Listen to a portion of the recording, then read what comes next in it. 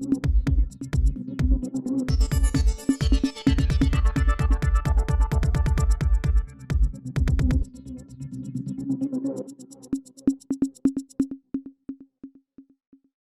Committee की राष्ट्रीय प्रवक्ता और आईटी प्रमुख सुश्री सुप्रिया श्रीनेत की पत्रकार वार्ता कर शिवराज सिंह चौहान और भाजपा सरकार पर साधा निशाना। राजधानी भोपाल के प्रदेश कांग्रेस कार्यालय पर सुप्रिया श्रीनेत ने भाजपा सरकार पर निशाना साधते हुए कहा कि मध्य प्रदेश में भाजपा वाली शिवराज सरकार के 18 सालों में अर्थव्यवस्था हुई है खस्ता हाल। 40 लाख युवा है बेरोजगार, महंगाई से है बुरा हाल और कर्जा बढ़ गया अपरंपार। सबसे पहले आपको कर्जे की बात बता देते हैं। आज की तारीख में राज्य सरकार के ऊपर करीब 4 लाख करोड़ का कर्जा है। करीब 20,000 करोड़ से ज़्यादा तो ब्याज चुकाती है शिवराज जी की सरकार। मोटे तौर पर इस समय मध्य प्रदेश के प्रति व्यक्ति पर 40,000 से ज़्यादा का कर्जा है। 1 लाख करोड़ का कर्जा तो पिछले 2 सालों में ले लिया गया, जिसके चलते 5 लाख में कर्जा भी आपके ऊपर 2 गुना हो गया। कर्ज बढ़ता गया और आम आदमी जस की तस। अरे कर्ज लिया था तो निवेश करते, रोजगार बनाते, पर आमदनी बढ़ाने के लिए कोई कदम नहीं उठाया, जिसके चलते सरकार का घाटा। न्यूज़ 11 के लिए संवाददाता सऊद सिद्दीकी की रिपोर्ट।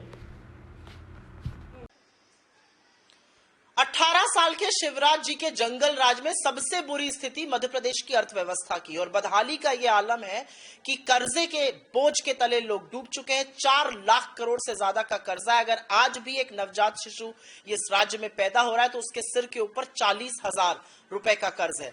कर्ज से जूझते लोग बेरोजगारी से जूझ रहे हैं और बेरोजगारी का यह आलम है कि 2 करोड़ युवाओं के भविष्य पर एक बहुत बड़ा प्रश्न चिन्ह लगा हुआ है। एम्प्लॉयमेंट एक्सचेंज पर रजिस्टर होते हैं 40 लाख लोग, नौकरी मिलती है मात्र 21 लोगों को। ऐसा क्यों है? क्योंकि करीब करीब 2 लाख सरकारी पद रिक्त पड़े हुए हैं और प्राइवेट सेक्टर जो निजी क्षेत्र है उसका एक भी बड़ा निवेश मध्य प्रदेश में नहीं आ रहा है। तो मामा जी ने जबानी जमा खर्च तो खूब किया, लेकिन एक बड़ा औद्योगिक घराना, एक बड़ा औद्योगिकरण की नीति यहां नहीं ला सके और यहां पर इंडस्ट्रियलाइजेशन नहीं हुआ, जिसके चलते नौकरियां नहीं बनी। तीसरी बात आप करिए तो घटती हुई आय की है। मध्य प्रदेश की औसतन आय देश की औसतन आय से बहुत कम है, क्योंकि यहां पर बेरोजगार नहीं है, यहां पर बेरोजगारी है, यहां पर निवेश नहीं है, तो लोगों की आय घट रही है। और इन सब का कारण कहीं पर शिक्षा की अवमानना है। अगर शिक्षा के क्षेत्र में देखिए तो 1/3 महिलाएं सिर्फ और सिर्फ 10 साल तक स्कूल में जाकर पढ़ी हैं। इसीलिए जो कांग्रेस की सरकार बनेगी और जो हमने वादा किया है निःशुल्क शिक्षा का, या 1 से 8वीं तक 500 रुपए महीना देने का, 9 से 10 में 1,000 रुपए महीना देने का और 11वीं और 12वीं के छात्रों को 1,500 रुपए महीना देने का, वो शिक्षा के क्षेत्र में एक बड़ी क्रांति लाएगा। 25 लाख का बीमा जो है वो लोगों के लिए राहत लाएगा।